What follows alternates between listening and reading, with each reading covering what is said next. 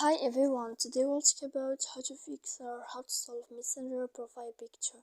To know how to fix or to solve Messenger profile picture, you should just go to settings. Here in this page, you click apps, default apps, app settings. When you find this list, you'll search about Messenger. Then this page of app info, you will click on first stop and you will click OK. Here we go to click storage. Then we click clear cache, and in the end of all these steps, then you can turn off your Wi-Fi. You will wait 3 seconds and you can turn off your Wi-Fi. You turn on your Wi-Fi again to fix any problem that you have. So please don't forget to support us by like and subscribe.